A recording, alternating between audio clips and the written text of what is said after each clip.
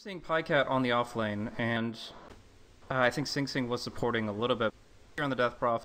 Bulba and EGM are back on the supports, that's right. So, yeah, I think this is going to... But then the Doom goes out in the void, no! But this is going to prevent the focus on EGM. I think they might get the kill. Anyway, the power shot, the nuke is... We'll just farm up this medium camp here, and Bulba might spot him out. The Wolf, the cast bounce would be huge, and he's going to go right on him. Yeah, no follow-up, though. So, Artstyle will make his way out. Meanwhile, mid lane, the rotation comes in from Immune and Dubas. They hold him in position with Shackle. They could follow this up with a power shot. It's level 2. Clap missed, but it won't matter. One auto attack brings him down anyway. Couldn't make his way out in time, and this leaves the Lycan a little bit on an island here as the rotations are going mid. They'll hex up Sing Sing. Can they follow this up with anything? No mon on the Shaman. Now Bulba joins this. Oh, this is going to be ugly. Quick4 arrives. Chrono on 3. Instantly they lose 2.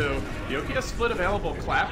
Now split. And jumping onto Quickfoot, but the Shaman heal is going to make this a difficult kill. Focusing on Bulba instead, the Boulder Toss will come out, and Bulba will be right-click down. Can they finish him off in time? One more auto attack, he salves, he's going to live, and now they might even kill off the Brew after this. If they get a lucky bash, oh, there it is! Evasion, not enough. Wave of Terror might be preferable, but since the buff to the Vengeance aura, where if she dies, they take the negative aura, I think that's pretty huge, because especially if Brewmaster kills her, all those pandas aren't doing the damage they need to. Pycat, down bottom, has that mechanism. It might be enough to save his life, but he's so far away from a tower. We'll go for the run to swap away, and he actually will get out. At that point, it's a Brew split for a support bench. While meanwhile, over in the middle lane, Dread finishes off the tower with the help of the Shadow Shaman, but Death Ward is being channeled to the right of this fight. That's going to annihilate one. Koikfa's the trade. They'll lose their pretty big. Even just that one earlier that canceled the Death Ward, that's what saved them from a potential turn by Tinker. Tinker want to fight outside the base, though. They smoke up, they look for the jump in immediately, but they quickly blink out on Dread. Koikfa can't find a good Chronosphere. He gets doomed, but he might have been doomed at the wrong time because they can't really follow this one up too effectively. Yoki will jump in. He tries to force the issue, knowing that they have to make something happen while the Doom is off on the Void, and Koikfa's forced back. Now Yulzing herself up in the air. The Death Prophet is surrounded by literally everyone.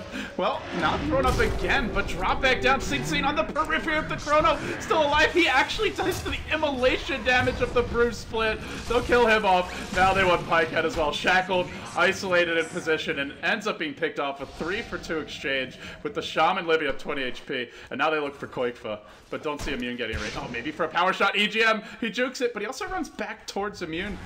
Getting close to that position. Oh! Did he just do that? Are you serious? He Wave of Terror the Necrobook. How does that happen? I'm really feeling the refresher for Koikfa, and he's getting close to it. Yeah. HellRaisers, that was a great play getting the mid racks.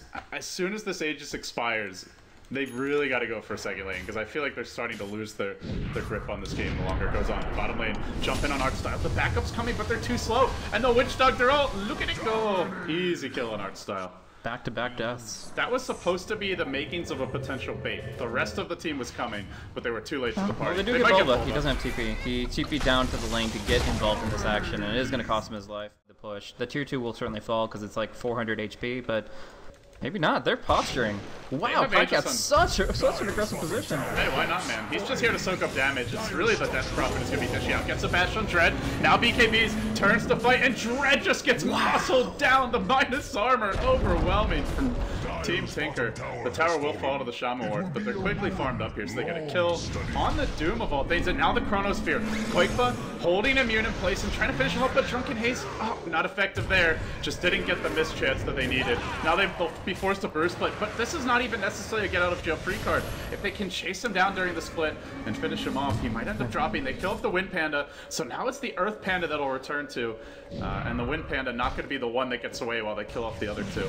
The Boulder Toss, and well, breaks into the trees. Can he TP out in time? Bench, no Wave of Terror, but they get the vision anyway, and they'll kill him off now. Doom rotation from the North. Dread trying to find a way into this fight. Roshan to respawn in a minute. This will be a big time to win one. Dread blinking in. He'll Doom. He found the Void. He found Quickfall. Here's the perfect one. Assuming that they can stop this Death Ward. They need to stop it. Bulba gets off a 4 or 5 second duration Death Ward. Now it's canceled, and he'll get shackled. Focus down while Pycat glaze into Dread with his BKB troll form. But as soon as that ends, he ends up going down. Nearly. Not quite. 3 5 HP. Unbelievable. Finally killed off by the Brew. Still, they got a chrono on everyone else. Backside just waiting for a defensive swap out while they continue to pursue the Doom. Pika gets a single bash, but the Chrono's what they really need, and the Chrono's what they get. He got Boulder tossed inside the Chrono though, but that's okay. He's got a second Chrono. Refresher's online. Still just slowly plinking away at Dread here. Can turn in at least Doom. He'll get off the Doom of Pycat, but with the BKB up, well, he just doesn't care. He's just going to continue right-clicking, chasing out the rest of HellRaisers, and they're slowly dropping. They've lost 3. Artstyle will be next. Tiger just overrunning them. Too much firepower, too much beef in the front lines. Just too difficult to bring down. They had a double Chrono. They have so many second chances. They'll lose the Brew as well. It's a wipe. And BKB. And they can bash him, they can swap teammates out. I don't know how much he can do, but without him, there's certainly no hope. Like, but Doom mid lane, well, maybe if they get this Void kill, they can at least turn it, but Bulba's sitting on the high ground, splashing his level 3 death ward, and meanwhile, they push in the top lane. Yeah. Gonna across the entire field to try to get here. He's gonna be huffing and puffing when he arrives, but he will have double Chrono available for their attempt to just seal the deal here and now. No Witch Doctor for 30, so if they want a glorious fight, maybe they wait. They do hex up Koikfa. Hey, if he dies, man, that's 2 Chronos down the drain, but, well, don't know if Trey can get a range for that, and doesn't have a Doom anyway. Koikfa's just saying, it's okay. I'll just sit back and watch you guys win this game without me, as the Troll ultimate allows Koikfa to hit like 5 times per second, it feels. This Void is just hammerhead sharking his way to a GG. Immune, 4-step up the hill, unable to live. Yoki now caught up by Chrono. It'll be another wipe. Swapped out of the Chrono as they try to steal the kills from each other. That'll prompt the GG. HR, they gave it one last good old college try, but it simply wasn't enough. Nice game though, really, really interesting, very dynamic, and obviously we see some new strats here. The Faceless Void plus Troll Warlord actually has a lot to speak of as far as real potential, and I'm glad we got to see such a unique and interesting take on the current metagame. But one thing I will say is that art style on the Lycan, I don't think I've seen a game where a Lycan has lower last hits per minute than this one. And